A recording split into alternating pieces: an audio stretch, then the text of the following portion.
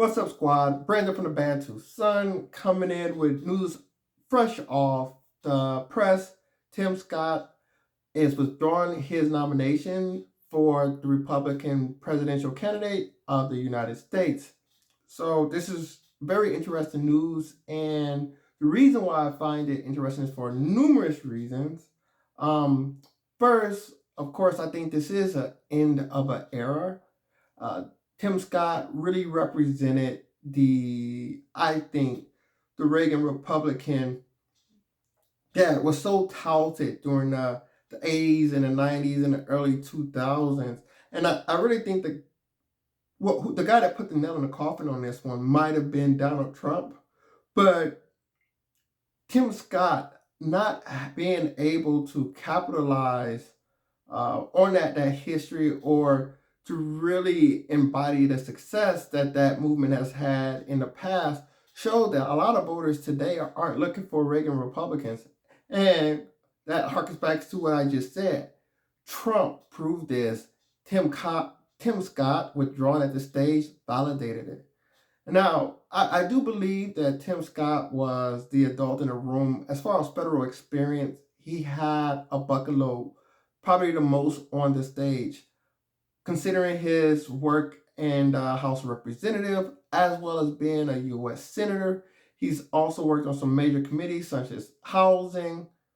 He's done work with finance and foreign relations. So he has a great myriad of experience. He knows who the players are, and he would hit the ground running on the first day. But I think he was not able to connect, and that showed from the debate. Obviously, his team wasn't seeing the response and the numbers they wanted coming out that debate, and they said, we got to put the kibosh on this thing. This is not the right way to go. So, of course, that leads to the question, who's most likely to benefit from Tim Scott pulling out?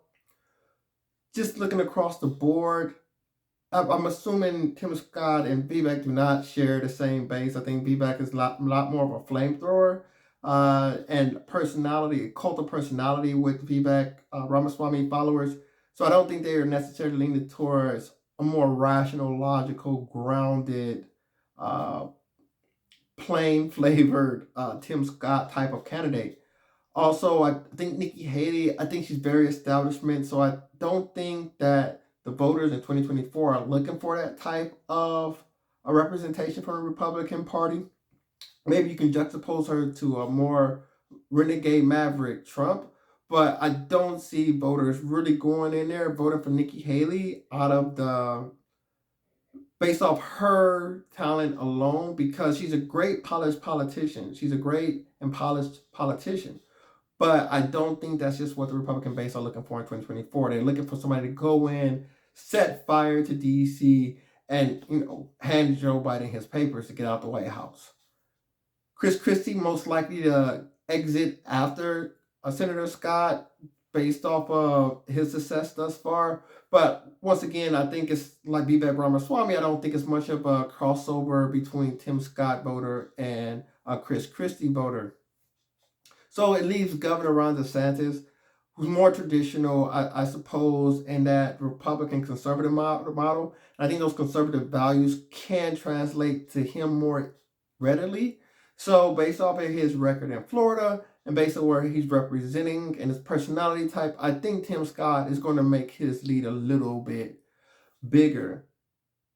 But then I also want to talk about, did I see a way for Tim Scott to win? And that leads me down to some real murky waters, because a lot of people probably are not going to agree with this.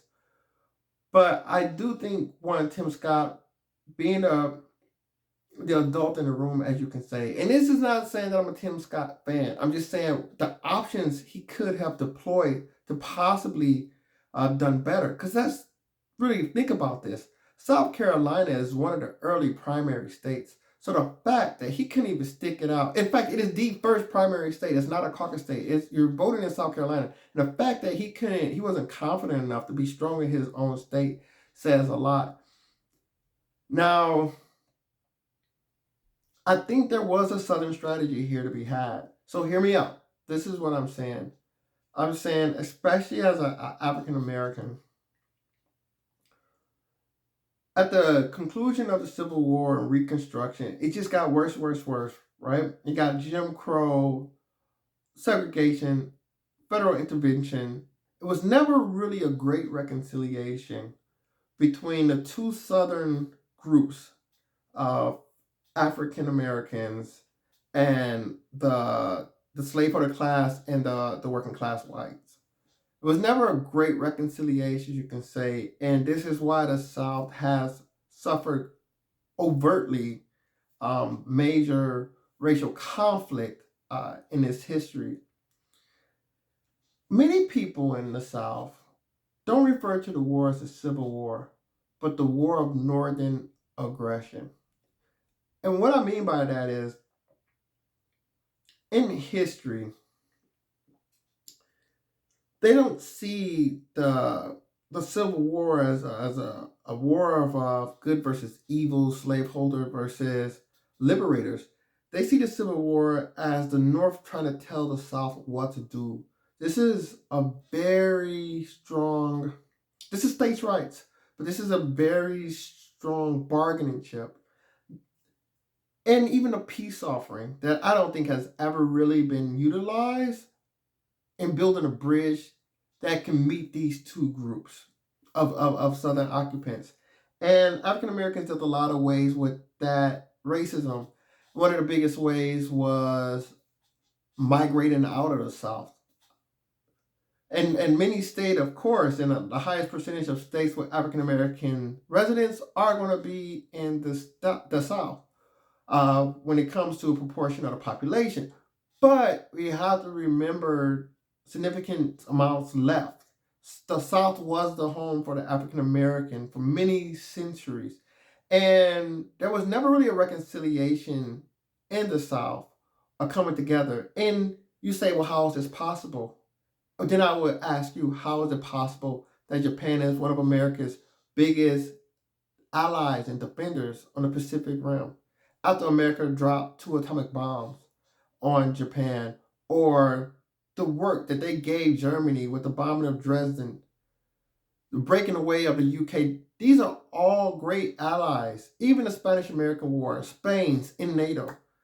And this is where leadership and maturity come into play um, in relationships, is that ability. There's probably no greater skill you can have than flipping an enemy to an ally.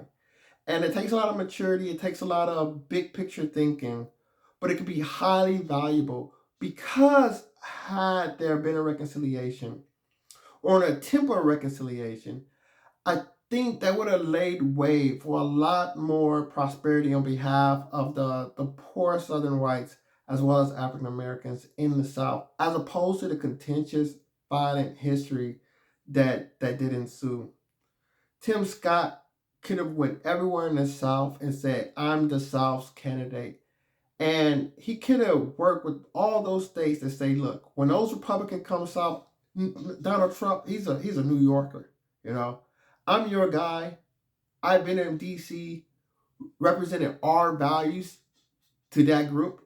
And he say, whenever those votes come south, I get the win, I get the W. And I don't think that was ever the conversation. He never put himself as that Southern candidate, in my opinion.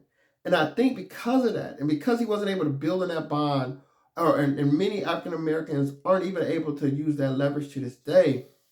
You know, how many African Americans feel as though they can go to the South, to a land of milk and honey? Um, that's not the reputation that the South has until recently, with its affordable um, housing prices in comparison to the rest of the country, as well as the favorable tax laws. But even then, the South is a contentious relationship with the South in relation to the rest of the country. But I think because Tim Scott's never really took that strategy of making himself the Southern candidate, it kind of boxed him out. Like, who was he? He was more of a Colin Powell type of early 90s Colin Powell type of guy without the war record. And I think it's gimmicky, but I don't think it gets the votes out, not in a machine like way. He may have never been the charismatic guy in the room, but he would have been the guy up head of the Southern machine. And I think that would have been definitely a play he could have made, especially with so many of the early states being in the South, so many of the early primary states being in the South. I just think it was a missed opportunity, and he could have spearheaded that strategy. So that's gone. And I think another takeaway is that the world is driven by people, and people are logical, but people are born with instincts and hearts, not microchips. People move based on an energy or a passion or a necessity to do so. And you look at a logical brass tacks candidate such as Tim Scott, and I don't want to say brass tacks, traditional candidates such as Tim Scott, and you have to ask yourself, well, who was he motivating? Who was he getting out to vote? And this is what this election is showing thus far, that even though he has more federal experience, people are going with the more savvy and established Nikki Haley. We know she's going to get the establishment support. You're going with the more, with Governor DeSantis, with his big wars with Disney World, his hard talking ways. Same thing with Vivek Ramaswamy. None of these guys are big experienced people in Washington, D.C. Even Nikki Haley, she was governor of South Carolina, and then she goes up to be UN ambassador. Trump didn't even want her in his White House. So none of these guys really had that federal experience in Washington, D.C. Tim Scott did.